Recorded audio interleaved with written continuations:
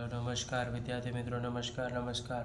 તો બધા વિદ્યાર્થી મિત્રોનું હું ઓજા ફાલ્ગુન તમારું ઓજા ક્લાસીસ ચેનલમાં સ્વાગત કરું છું. તો વિદ્યાર્થી મિત્રો, ચેનલ પર પહેલી વાર આ ચેનલને સબસ્ક્રાઈબ કરી દેજો, બેલ નોટિફિકેશન હિટ કરી દેજો, જેથી આવનારી યુઝફુલ વિડીયો મળી શકે. આજે આપણે દ્વિતીય સત્રમાં વિકાસનું મૂલ્યાંકન લક્ષી અસાઇનમેન્ટ ધોરણ 7નું જોવા જઈ રહ્યા છે, જેમાં આપણે આજે જોશું પ્રકરણ નંબર 8, પ્રશ્ન નંબર 3.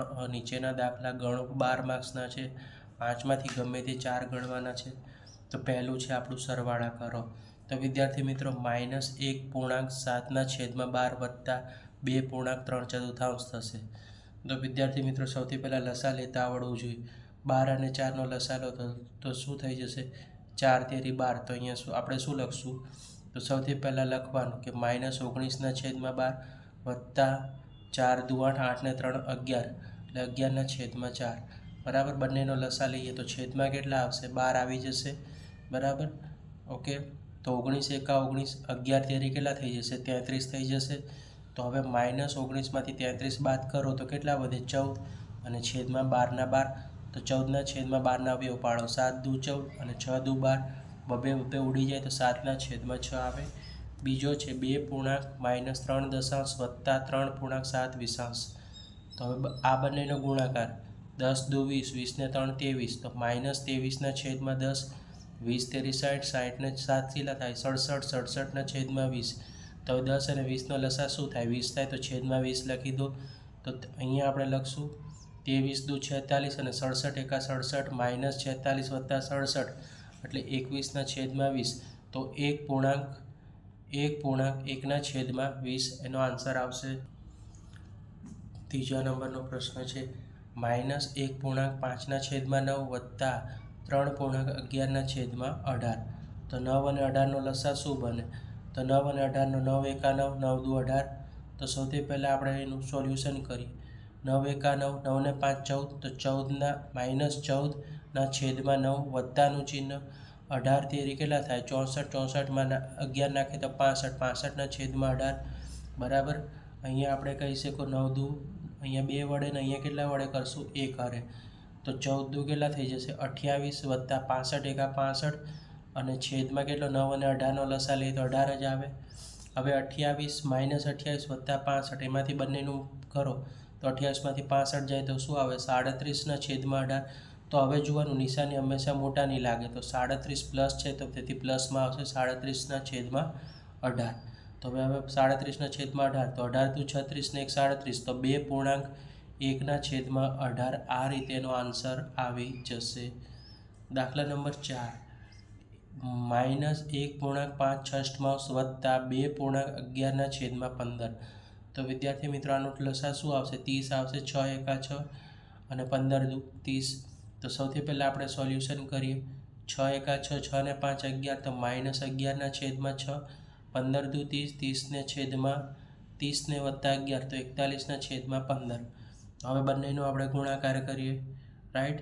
તો આનું 5 હારે લસા લીધું, 6 પંચા 30 થશે, એટલે 11 પંચા 55, અને અહીંયા આવશે 15 દુ 30, એટલે 41 ગુણ્યા 2 કરીએ એટલે 82. છેદમાં કેટલા આવશે? 30 લસા છે એટલે 30. 55માંથી 82 શું કરો? માઇનસ કરો.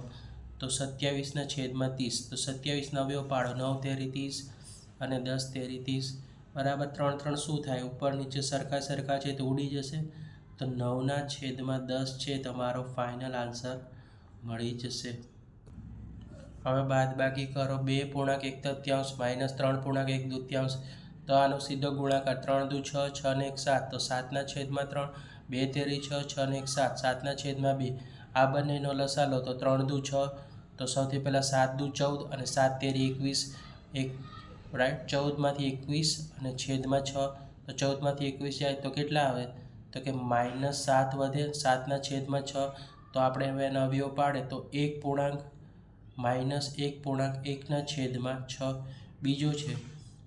બીજો સવાલ 4.1/3 -3.5/6. તો બંનેનો ગુણાકાર. 4 તેરી 12, 12 ને 13, 13/3. પછી છે 6 તેરી 18, 18/5 કેટલા થાય? 23, 23/6. 3 અને 6નો લસા 6 જ થાય. એટલે પહેલાં આપણે કરીશું 13 દુ 26 થઈ જશે ને 23 એકા 23, અને 6 ના 6 લસા તો 6 જ છે. 26માંથી 23 જશે તો કેટલા વધશે 3 અને છેદમાં 6 તો 3 અને 6 ના અવયવ પાડો તો 3 એકા 3 3 દુ 6 તો 3 3 ઉપર નીચે ઉડી જાય તો વધે શું વિદ્યાર્થી મિત્રો 1/2 વધી જશે 3.1 માઇનસ 2.3 તો હવે તમને આવડી ગયું છે 3 દુ 6 6 ને 1 7 7/2 4 દુ 8 8 ને 3 11 11/4 હવે 2 અને 4 નો લસા શું આવે મોટી સંખ્યા હોય તો આવે 4 જ આવે તો આપણે હવે લખીએ 7 દુ 14 11 એકા 11 બરાબર 7 દુ 14 11 એકા 11 છેદમાં 4 તો હવે 14માંથી 11 જશે તો કેટલા વધશે 3/4 તો આન્સર મળ્યો 3/4.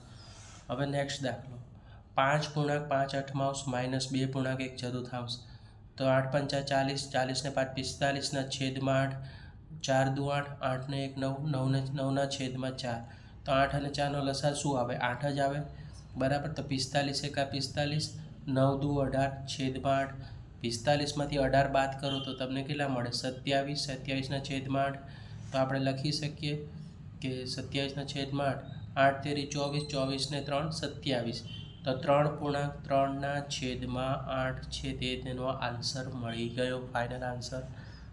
નેક્સ્ટ છે ગુણાકાર કરો વિદ્યાર્થી મિત્રો 2.2 ગુણ્યા 3.1 બરાબર તો હવે તમે અહીંયા આ બંનેનો ગુણાકાર 3 દુ 6 6 3 દુ 6 અને 2 કેટલા થઈ જશે 8 ના છેદમાં 3 થઈ ગયા ઓકે પછી છે હવે આ બંનેનો ગુણાકાર 2 તેરી 6 6 ને 1 7 તો 7 ના છેદમાં 2 હવે 8 ના લસા પાડીએ આપણે 4 દુ 8 અને 7 ના 7 નીચે 3 દુ 6 તો 2 ઉડી ગયા તો ઉપર શું વધ્યું 4 7 28 28 ના છેદમાં 3 તો હવે 3 9 27 27 ને 1 28 તો 28 ના છેદમાં 3 તો આનો આન્સર શું બને 9.1 બની જાય બરાબર આપણે એના મિશ્ર પૂર્ણાંક કરતું એનો આપણે પૂર્ણાંકમાં ફેરવી નાખ્યું.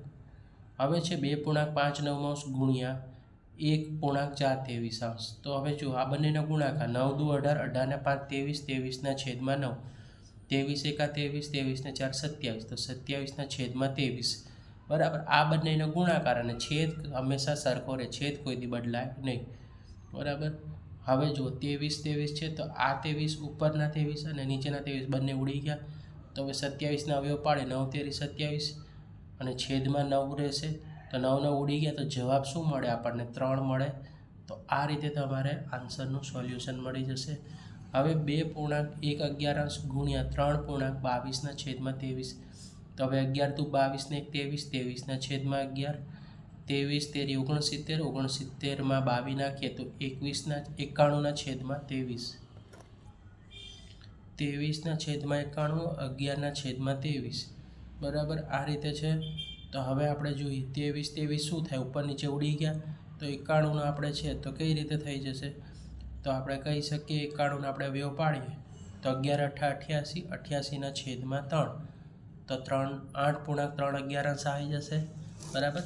હવે ચોથો છે 3.1 ગુણ્યા 2.3 7 તેરી 21 21 ને 1 22 ના છેદમાં 7 11 દુ 22 22 ને 3 25 25 ના છેદમાં 11 22 ના અવયવ પાડો 2 ગુણ્યા 11 એટલે 22 ના અવયવ 25 એકા 25 ના અવયવ 7 ગુણ્યા 11 11 11 ઉપર નીચે કેન્સલ 25 દુ 50 50 ના છેદમાં 7 તો 7.1 બની ગયું. નેક્સ્ટ દાખલો ભાગાકાર કરો -32 ના છેદમાં 63 ભાગ્યા 8 -8 ના છેદમાં 21 તો 32 ના છેદમાં 63 ભાગાકાર હોય તો ગુણાકારનું ચિહ્ન 21 અંશમાં જશે 8 છેદમાં આવશે. હવે 32 ના અવયવ પાડો 4 8 32 21 ના અવયવ 7 તેરી 21 63 ના અવયવ 9 7 63 અને 8 ના 8 તો આમાં જે ઉડતું હોય તે ઉડાવી દો બરાબર. તો અહીંયા તમે જોઈ શકો છો અહીંયા 8 8 ઉપર નીચે ઉડી જશે અહીંયા 7 7 ઉડી જશે તો વધ્યું શું ઉપર 4 તેરી 12 વધ્યા અને નીચે 3 તેરી 9 બરાબર. તો અહીંયા પણ 3 3 શું થઈ જશે ઉડી જશે 4 ના છેદમાં 3 તો આનો આપણે અવયવ પાડીએ તો શું આવે 1.1 આવી જશે રાઈટ.